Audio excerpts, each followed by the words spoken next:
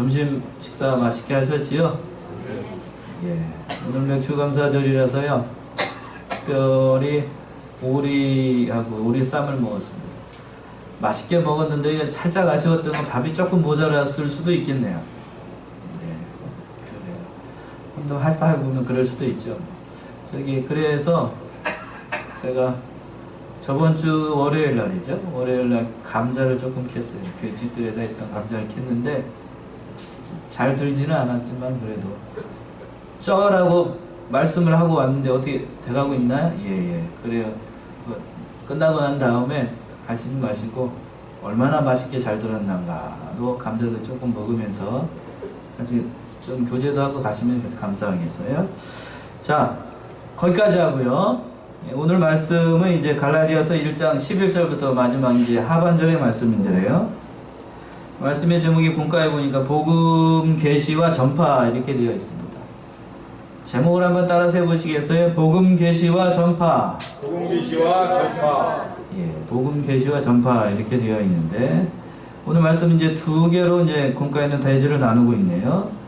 첫 번째 대지는 17절까지 11절부터 17절까지 복음은 성부와 그다음에 성자로부터 받은 계시라는 말씀이고 또 이제 그 후반절에 18절부터 24절까지는 복음 전파에 대해서 사도 바울이 이 받은 복음에 대해서 전파한 것에 대해서 말씀하고 있는 겁니다. 첫 번째 대지로 와서 사도 바울이 전하는 이 복음은 사람에게서 배운 것이 아니고 하나님의 뜻으로 성부 하나님 또 성자 예수 그리스도를 통해서 받은 계시라는 말씀이에요. 11절 봅니다. 11절 보세요.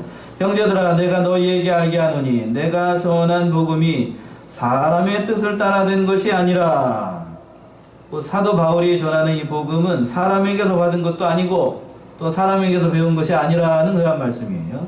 즉 바울이 전한 복음은 인간적인 어떠한 사상이나 또 사색에서 나온 것이 아니고 또 인간이 내가 연구를 열심히 해가지고 깨달은 그러한 진리도 아니라고 하는 거예요. 오직 예수 그리스도께서 주신 말씀만 그 계시의 말씀만 전한다라고 하는 겁니다. 이게 중요한데 그 말씀이 12절입니다. 12절 이는 내가 사람에게서 받은 것도 아니요 배운 것도 아니요 오직 예수 그리스도의 뭐를 말미암음이라?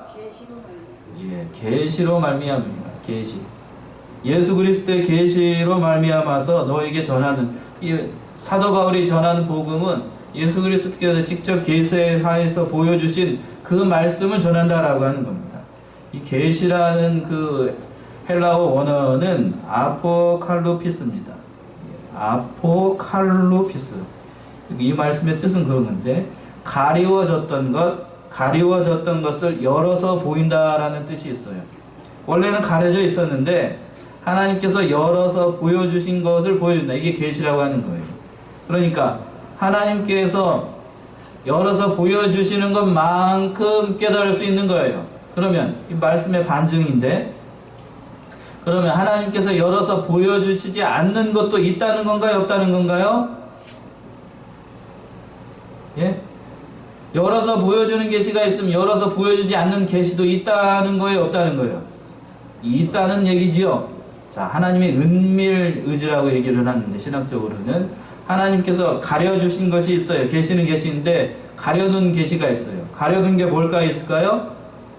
자, 아주 쉬운 거를 제가 예를 들을게요. 예수님이 재림하시는 날은 우리가 알 수 있어요? 없어요? 그거를 가려줬다고요. 예수님이 재림하시는 건 알지만 날짜는 알아요? 몰라요?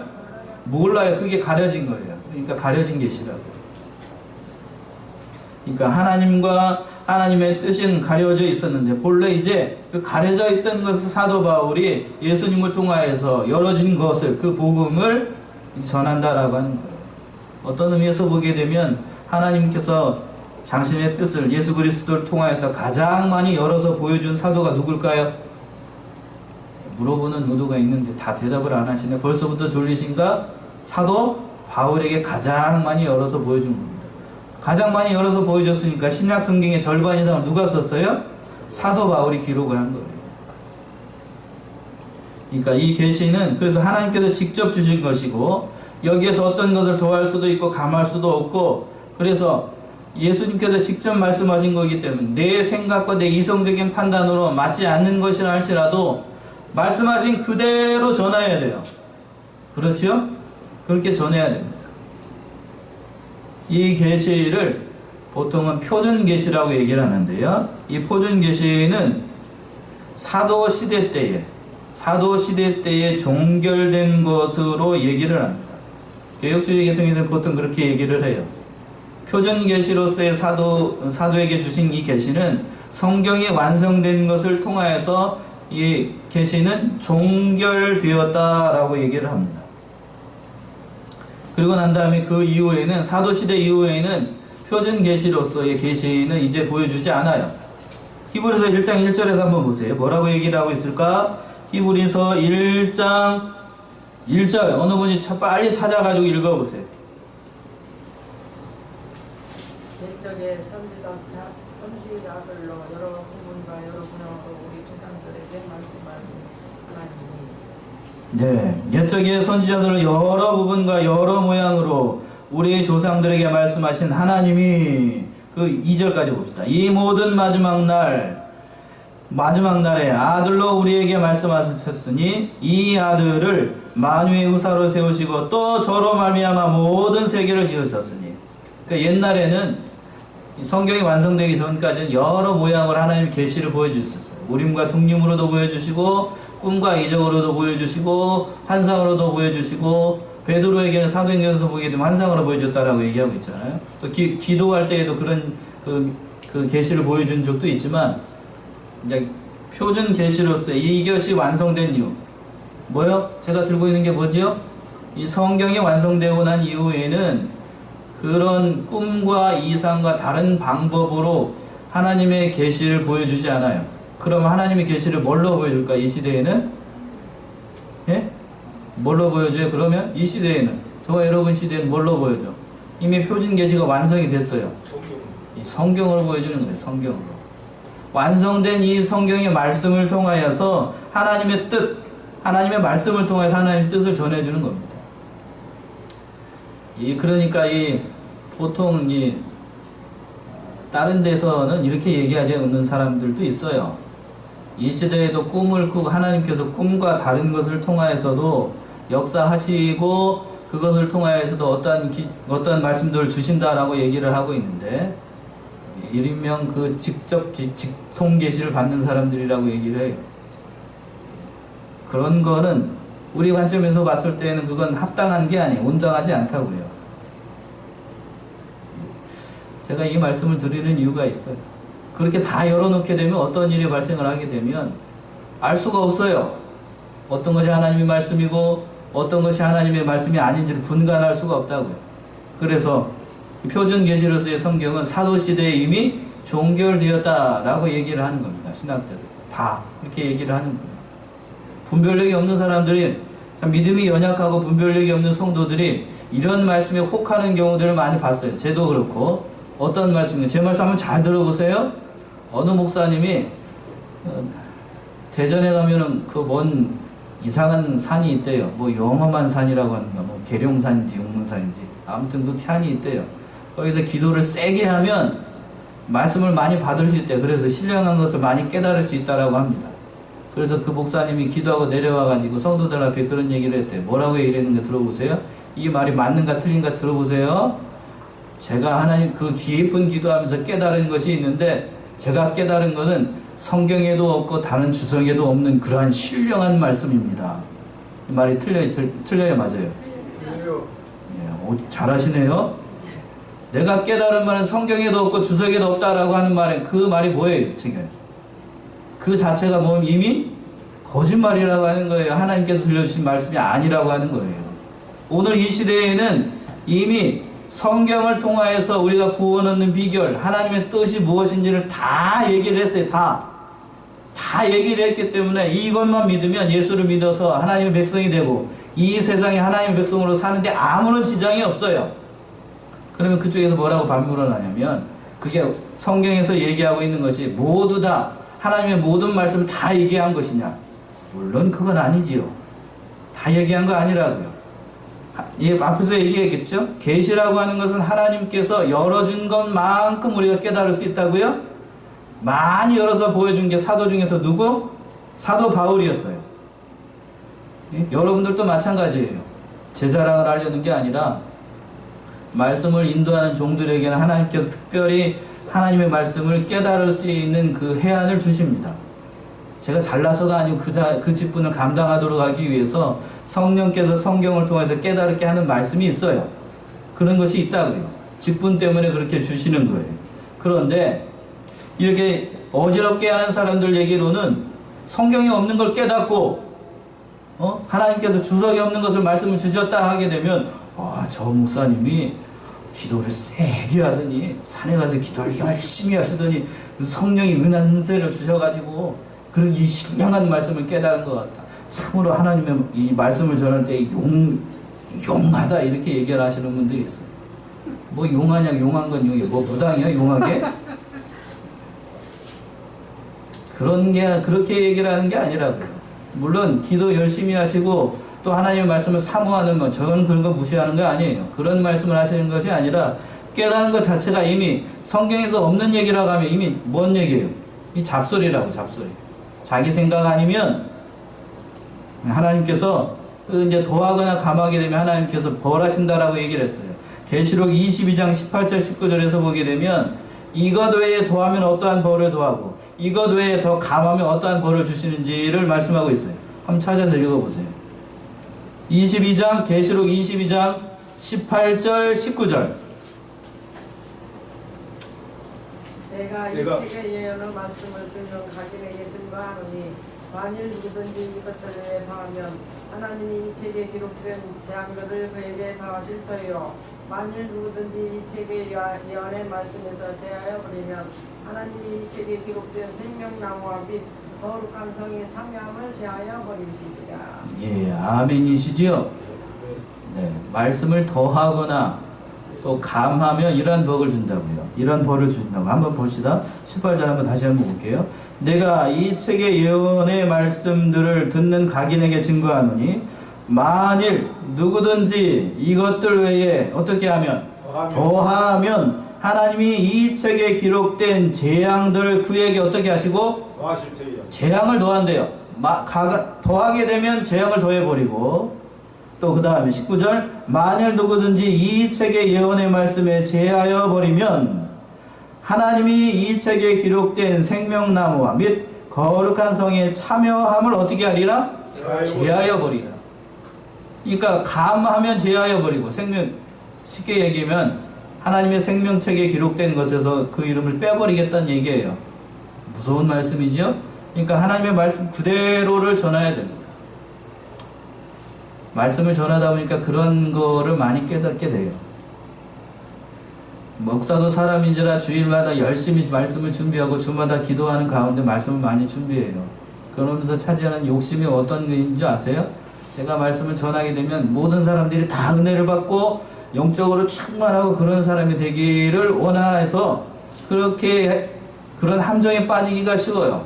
그래서 자기 자랑도 하려고 하고 싶어하고 또 그런 함정에 빠져가지고 스스로 그렇게 하시는 목사님들이 많이 있어요. 설교에 대한 부담 때문에 그렇게 얘기를 하는 거죠. 그러면 그런 함정에 빠지면 안 됩니다. 말씀에서 얘기하는 그대로를 말씀해야 돼요. 그래서 성경이 말하는 것까지만 얘기를 하고 성경에서 말하지 않는 것은 말하지 않는 게 맞는 거예요. 거기에다 인간의 사상을 보태고 이 자기의 판단을 보태게 되면 그거 하나님의 말씀을 더하는 겁니다. 그런 목회자는 하나님께서 뭐를 더한다고 얘기하고 있어요? 재앙을 더해버린다. 그러니까 아주 무서운 거예요. 자, 자기의 근본에 대해서는 여기까지 하고 사도 바울이 자기의 근본, 하나님의 말씀을 전하는 그런 사람이 아니었는데 하나님의 은혜로 말미암아 자기가 하나님의 사도가 되었다. 자기의 근본에 대해서 얘기를 하는 거예요. 13절 14절이 그 말씀이네요. 13절 14절 봅시다. 내가 이전에 유대계에 있을 때에 행한 일을 너희가 들었거니와 하나님의 교회를 심히 핍박하여 잔해하고 내가 내 동족 중 여러 영갑자보다 유대교를 지나치게 믿어 내 조상의 유전에 더하여 더욱 열심히 있었으나 사도 바울이 어떠한 사람인가를 자기 스스로 얘기를 하는 거예요. 예수님을 만나기 전에 사도 바울이 어떠한 사람인가를 얘기하고 있는 겁니다. 과거에 자기는 유대인들 중에서도 바리새인이었고 철두철미하게 율법을 준수하였던 바리새인 중에 바리새인이었어요. 대단히 무서운 사람이었습니다. 사도행전에서 보게 되면 오전에도 말씀드렸던 것처럼 누구를 죽이는데 앞장을 섰어요? 스데반 집사를 죽이는데 앞장을 섰던 사람이 누구요? 사도 바울이었어요. 아주 흉악하고 악한 사람이에요. 아주 무서운 사람이라고. 그런 사람이 지금 하나님의 말씀을 받아서 예수 그리스도를 만나서 하나님의 말씀을 전하는 사도가 된 거예요. 이것 자체가 뭘까요? 이 자체가 은혜라고 하는 거예요. 이 자체가. 일어날 수 없는 일이 일어난 거예요. 은혜가 아니면 설명이 안 돼요. 사도 바울이 뭘 한 게 있어야 말이지. 뭐 한 게 잘한 게 있어야 하나님께서 쓰시는데 그런 거를 바라보지 않고 하나님께서 강권적으로 역사를 하셔가지고 그 다메섹 도상에서 부활하신 예수님이 직접 부르셔가지고 이방인의 사도로 세우신 거예요. 참 은혜지요. 이게 은혜라고 하는 거예요. 그것에 대해서 자기가 지금 정확하게 얘기를 하는 거예요. 나는 하나님의 말씀을 전할 수 있는 그런 사람이 아니었다라고 하는 거예요. 13절에서 그랬잖아요. 유대교회에 있을 때 행한 일을 너희가 들었거니와 하나님의 교회를 어떻게 비방하고 심히 비방하고 잔해하고 또 14절에 내가 내 동족보다 여러 영갑자보다 유대교를 어떻게 믿어요? 지나치게 믿었어요. 아주 과격하게 믿었다고요. 오늘날 유대교나 이슬람 사람들 과격하게 믿는 사람들 있죠? 과격하게 믿는 사람들 아주 무서워요. 무섭다고요. 한 손에는 코란을 들고 한 손에는 칼을 들고 알라를 믿지 않으면 뭐를 주라? 죽음을 달라 하는 그런 사람들이 있어요. 우리나라에 이제 그런 사람들이 많이 들어와요. 이슬람 세력들이 한국을 타겟으로 했습니다. 어디를 타겟으로 해요? 한국을 타겟으로 했어요. 그래서 아시아의 그 이슬람 세력을 확장시키는데 교두부로 만들기 위해서 한국을 타겟으로 삼았어요. 정신 바짝 차려야 됩니다. 제주도에 난민들이 많이 들어왔다라고 얘기하는데 저는 원칙적으로 그걸 반대합니다. 그 사람들 수용하게 되면 어떻게 될까요? 그 뒤에 일을 뒷감당을 할 수가 없어요. 목사인데 이런 말을 과감하게 하는 건 찍고 있는데 과감하게 얘기하는 건 제 신앙의 양심을 걸고 얘기하지만 그 사람들은 정직한 사람들이 아니에요. 이것저것을 떠돌아다니면서 어떻게 하면 어느 나라에서 받으니까 잘 먹고 잘 살기 위한 그런 순수한 목적으로 온 난민이 아니기 때문에 그걸 받아주면 안 되는 겁니다.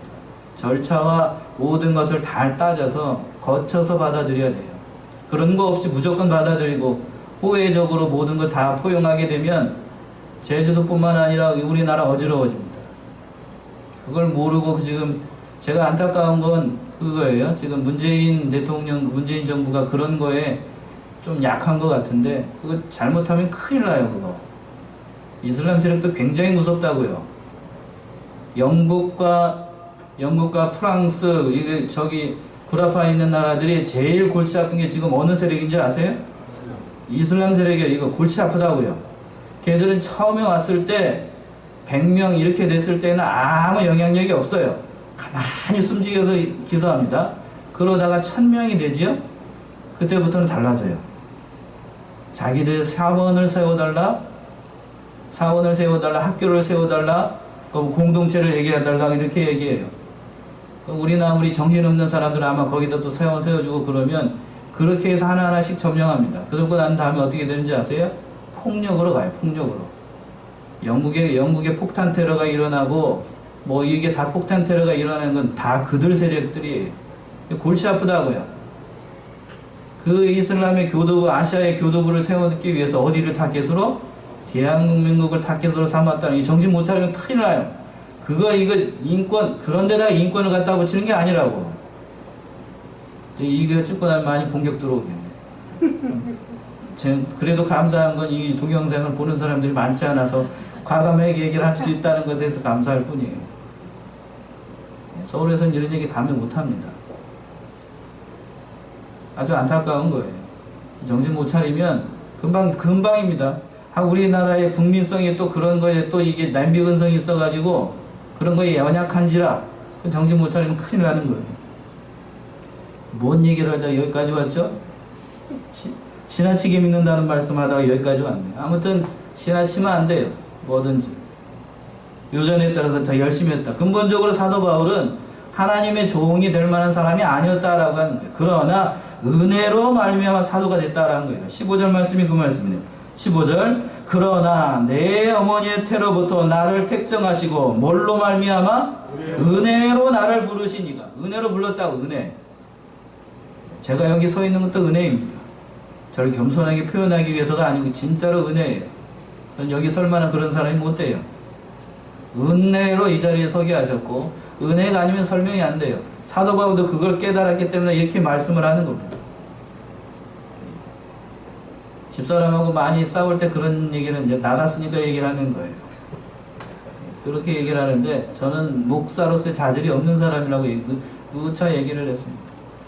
그래서 집사람 저기 싸울 때 그래, 나에게서 목사로서 버르지 말고 한 사람으로 보라. 날 목사로 대하면 나는 그 순간 그거 힘들다고. 우진이도 그랬습니다. 저는 우진이 목사를 시킬 생각이 없어요.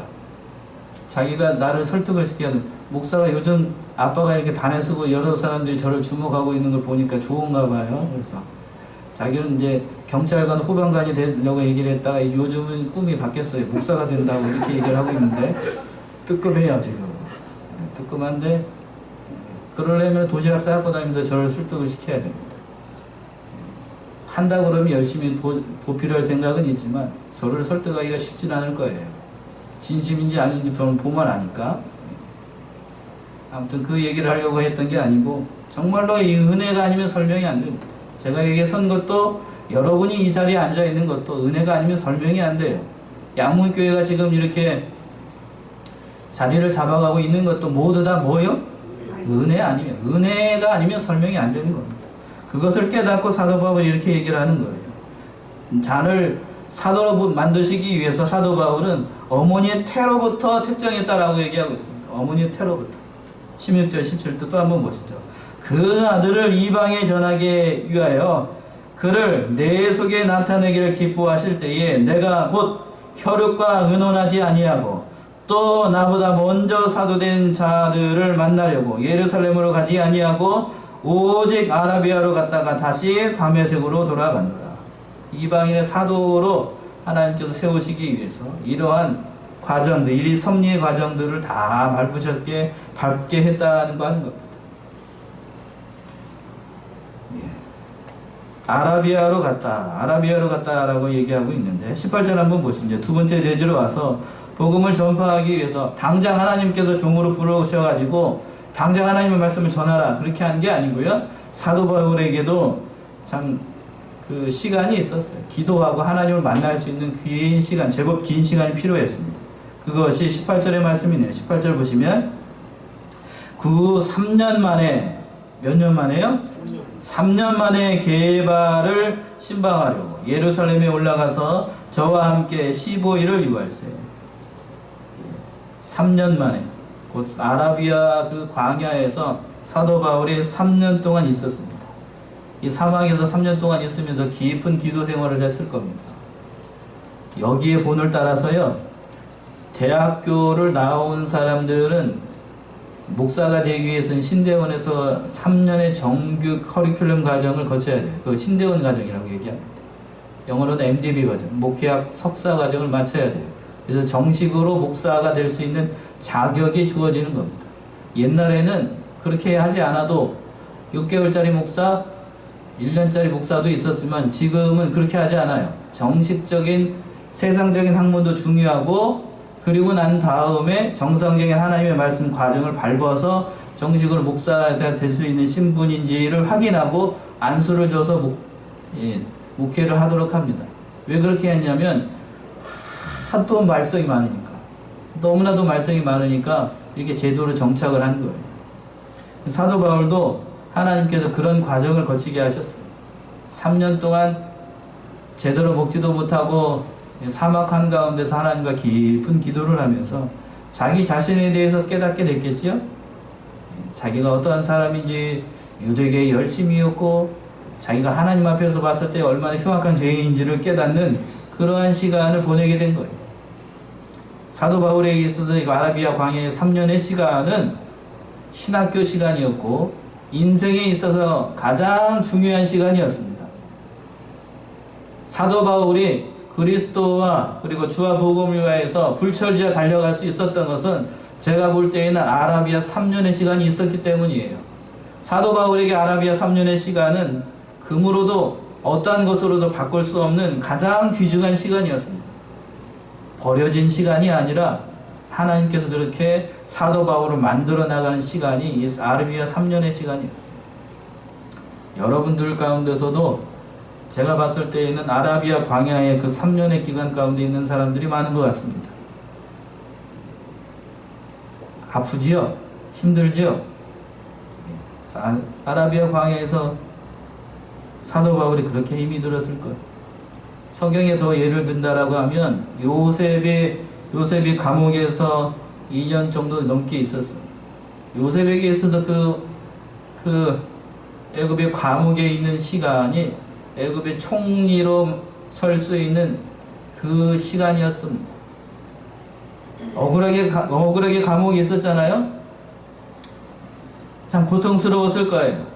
하나님께서 이 과정을 통과하면 애굽의 총리가 되게 해주시겠다는 약속이 있었던 게 아니에요. 요셉에게는 아무런 약속이 없으시 그냥 그 깜깜한 감옥에서 2년 동안 꼼짝 못하고 그냥 잡혀 있었어요.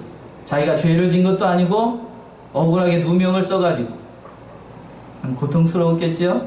웬만한 사람 같았으면 거기서 정신줄 놓기 쉬워요. 그런데도 요셉은 그 시간을 잘 지났기 때문에 애굽의 총리가 될 수 있는 자격과 인격을 하나님께서 만들어 나가신 겁니다. 또 오늘 말씀에서 모세도 마찬가지예요. 애굽에서 40년의 시간 동안 공부를 했어요. 그런데 그 공부한 것을 써먹지도 못하고 미디안 광야에서 몇 년 동안요? 얘기해 보세요. 미디안 광야에서 몇 년 동안 있었어요? 40년 동안. 세상에 4년도 아니고 40년 동안 장에 양을 치는 아예 불쌍하고 가련한 이러한 신세로 전락을 했다. 모세에게 있어서 이 40년의 시간은 그래서 버려진 시간이 아니라 아주 귀한 시간이었습니다. 그렇기 때문에 가장 중요한 일을 모세를 통해서 할 수 있게끔 한 거예요. 저도 그렇습니다. 저도 이 자리에 서기까지 그냥 하나님께서 이 자리에 그냥 대뜸 주지 않더군요. 굉장히 고통스러운 시간이 있었어요. 저 개인적인 얘기라 말씀드릴 수는 없지만 아주 신학을 그만둘까도 생각해봤고 정확히 사도 바울만큼 시간이었던 거예요. 한 3년 정도 제가 저기에 있었던 기억이 있어요. 다 마찬가지 같습니다.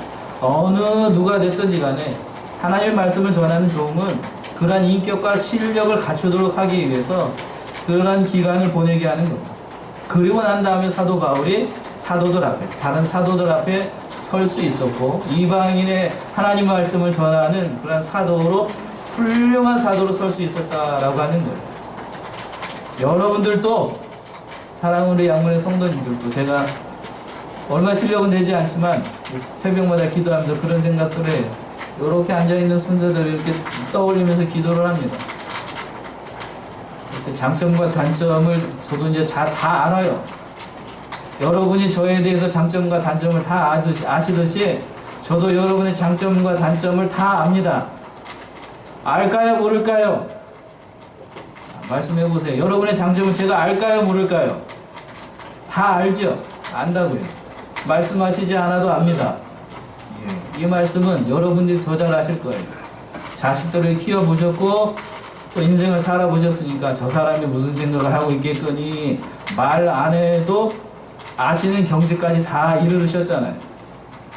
저도 인생을 얼마 살지 않았지만 몇 마디 안 해봐도 우리 안정희 집사님이 뭔 생각을 하는지 대충은 알아요. 그래서 그걸 놓고 기도를 많이 해요. 참 이 은혜롭고 귀한 시간이었던 것 같아요. 사람을 만들어 나가는 참 귀한 것 같습니다. 그래서 이제 사도 바울이 3년 만에 예루살렘으로 와서 다른 형제들을 봤습니다. 19절 보세요. 주의 형제 야고보 외에 다른 사도들을 보지 못하였노라.